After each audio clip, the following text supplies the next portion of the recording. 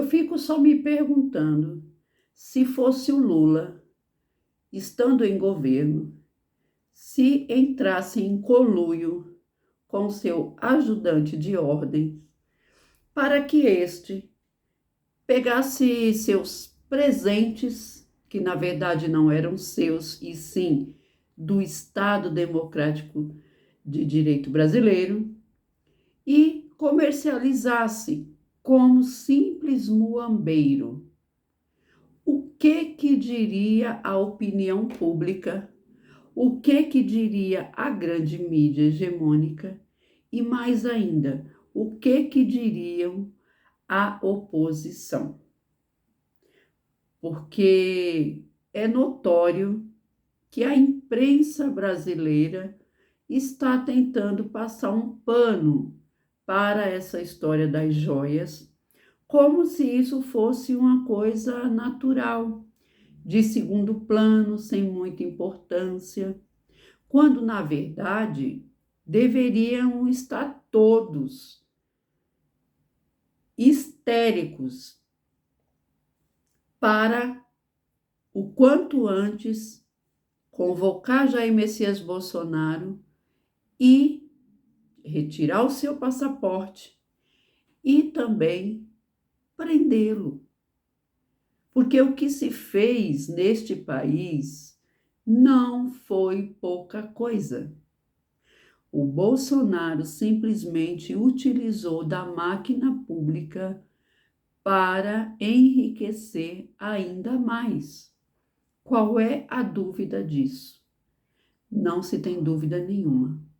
Por muito menos e por uma inverdade, Lula foi preso por 580 dias por um apartamento que ele foi visitar, mas que nunca comprou, que nunca foi seu, por um sítio que nem era dele e que ele simplesmente visitou algumas vezes como convidado, e foi preso por conta de imparcialidade, ou melhor, parcialidade do juiz Sérgio Moro, do então juiz Sérgio Moro. Enquanto que o Bolsonaro deixou de comprar vacina para mais de 700 mil pessoas morrerem, grande parte dela porque não teve a vacina em tempo correto. Bolsonaro matou mais de 570 crianças e anomames em uma clara vontade de praticar aniquilamento dos povos originários. Sim, porque não tem nada que destrua mais um povo do que exterminar com as suas crianças. E ainda assim, esse cara está em liberdade. E pior, ainda assim, segundo pesquisa recente, tem ainda 30% de pessoas que acreditam, pasmem, de que ele, Bolsonaro, nada sabia com relação a essa muambagem das joias lá no Distrito Federal. Ora, o próprio nome já diz, ajudante de ordens. Ajudante de ordens, no que tange a função, cumpre ordens. E essa confusão do advogado do Cid de estar ora dizendo que ele vai fazer uma delação premiada, ora dizendo que não vai, agora que vai simplesmente depor e falar a verdade, mas não é delação.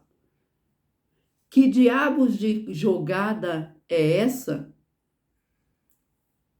Ou é ameaça que esse advogado do Mauro Cid está praticando?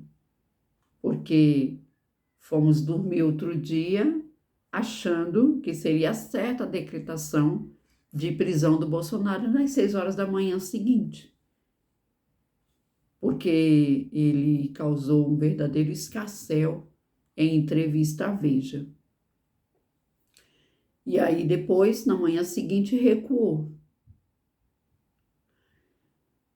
E novamente me vem a frase: a revista Veja foi uma das que deu sempre muita capa negativa, diga-se de passagem, a Lula e Dilma nos seus governos anteriores. Agora, coloca uma página bombástica com o advogado do Mauro Cid dizendo que ia denunciar, que o seu cliente iria denunciar e iria apontar Bolsonaro como mentor, mandante da venda das joias. Aí o cara vai e diz que não era joias, e sim joia, com relação apenas ao relógio Rolex. E me pergunto de novo, e se fosse o Lula? E se fosse o ajudante de ordens do governo Lula? E se fosse os filhos do Lula, que tivesse viajado para a Arábia inúmeras vezes durante o seu governo para fazer não sei o quê? E esses mesmos filhos comprando mansões, gastando dinheiro público em viagens que até agora não foram explicadas. Ah, mas não é os filhos do Lula, né? É os filhos do Bolsonaro. E aí por isso que eles silenciam tanto.